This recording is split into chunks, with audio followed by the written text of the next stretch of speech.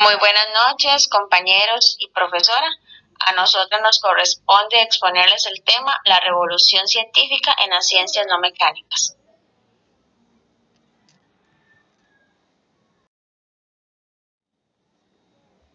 Bueno, compañeros, para lograr una mejor comprensión en el tema, tenemos que hablar un poquito sobre los antecedentes de la revolución científica. Recordemos que en ese entonces pues estaba la época de lo que era el oscurantismo, ¿verdad? Donde el pensamiento del hombre estaba limitado por la religión. Aproximadamente en el siglo XVI se produce un cambio radical, ¿verdad? En la mentalidad del hombre europeo. Esta época va a estar asociada principalmente a lo que son las nuevas ideas, a los conocimientos que el hombre iba obteniendo en ramas como la física, la astronomía, la medicina y demás, y pues que ellos van a transformar las visiones antiguas y medievales sobre el concepto que tenían de la naturaleza y pues comienzan a sentar las bases sobre la ciencia moderna.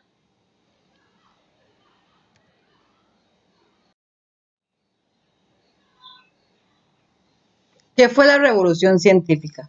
La revolución científica es una época en la que los conocimientos científicos fueron desafiados y reemplazados por las nuevas ideas, principalmente en los campos de la física, la astronomía, la química, medicina y la biología.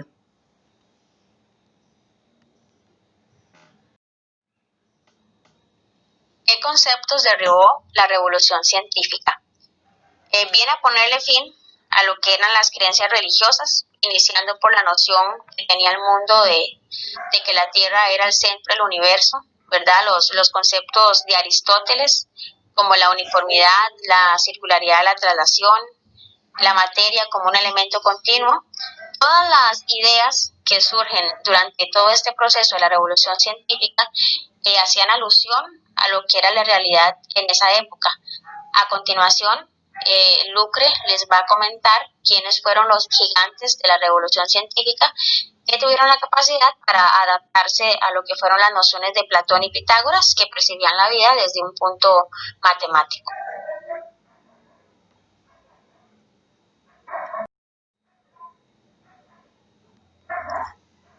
¿Quién inició la revolución científica? Como decía nuestra compañera Carol, hay 4 nombres que debemos destacar en los inicios de la revolución científica.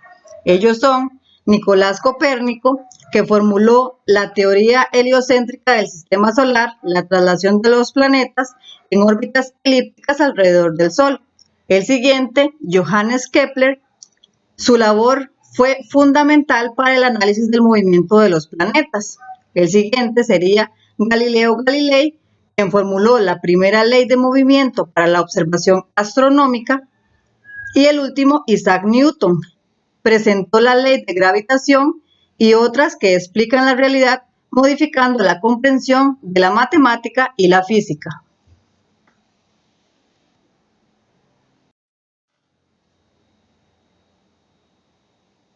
Realmente fue una revolución, fue más que eso, dejando de lado de que fue un conjunto de transformaciones y cambios de pensamiento, también fue una gran acción de valentía por parte de estos hombres, ¿verdad?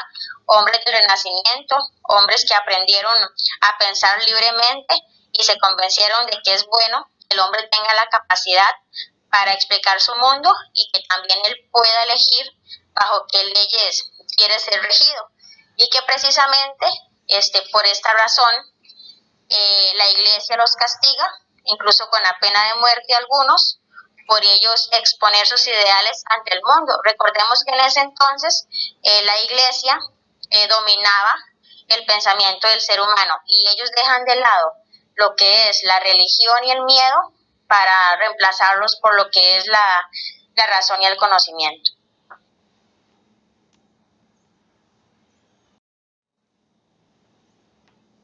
¿Qué nociones introdujo a la realidad? En este campo se comprenden 3 nociones que cambiaron para siempre la visión de la realidad. La primera es que los cuerpos no están compuestos solo por elementos, como es el agua, fuego, tierra y aire, sino por átomos y moléculas. El número 2, la luz es un haz en el que coexisten los colores y que se absorben o refractan por las estructuras, permitiendo apreciarlos. La número 3, es que los seres vivos resultan de un proceso de evolución mediante la selección natural.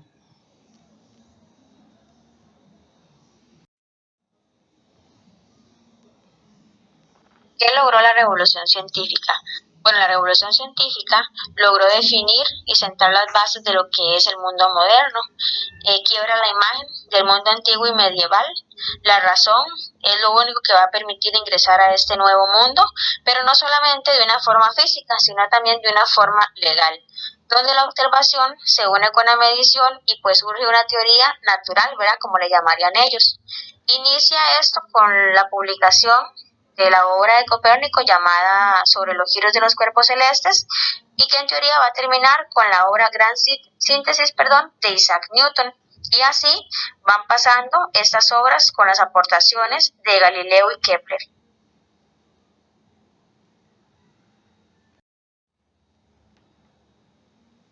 ¿Qué significó la revolución para la religión? Bueno, para la religión significa un nuevo análisis de la conformación del universo y del sistema. Se tradujo en la observación científica y crítica de la realidad, alterando a la comunidad teológica y a la Iglesia. La introducción de las leyes de análisis se contraponen al designio divino. Esto para que le quede claro al mundo, para que quede muy explícito. Posteriormente fue el origen de la medicina moderna. El cambio en las metodologías y los avances en instrumental, principalmente en la construcción de los microscopios, permitieron la comprensión del sistema circulatorio, el ADN, el genoma y las leyes mendelianas, que suponen el verdadero origen de la medicina moderna.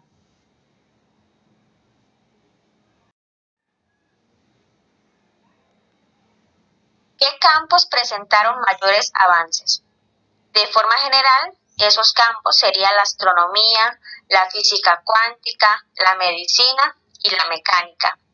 No hay duda, compañeros, de que el mundo contemporáneo, es decir, el mundo actual, no hubiese sido posible si no se hubiera dado esta revolución. Entre los principales aportes que tenemos es la comprensión que hay actualmente acerca del universo.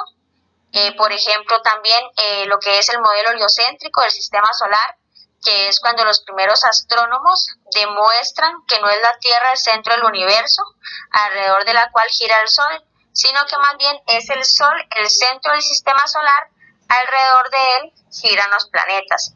También, gracias a esta revolución, viene a darse el desarrollo de la óptica, los primeros experimentos en cuanto a la electricidad, la comprensión del ADN, y se permite también tener un panorama más claro de lo que es el sistema circulatorio.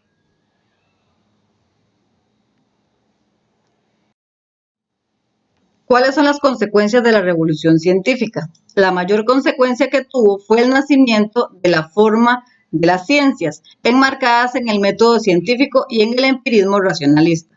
Esto implica una radical transformación del mundo de las ideas, permitiendo la reaparición de saberes que hasta hace un siglo formaban parte de la alquimia islámica y de los saberes heréticos.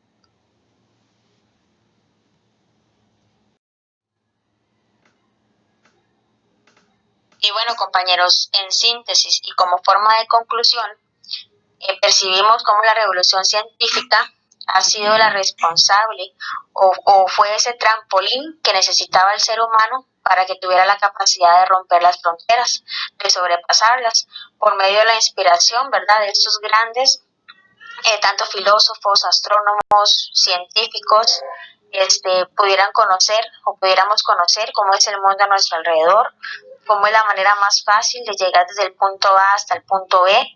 Podemos ver también por medio de instrumentos cómo es el sistema solar y cómo funciona, cómo los científicos en la actualidad tienen la oportunidad para buscar la cura contra el cáncer, para los tratamientos del SIDA o diferentes tipos de enfermedades.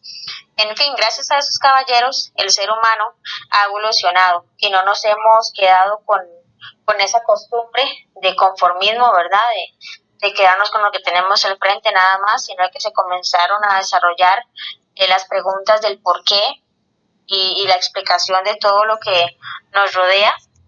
Si no hubiera sido por este proceso, por esa revolución científica, no tuviéramos el mundo que tenemos actualmente.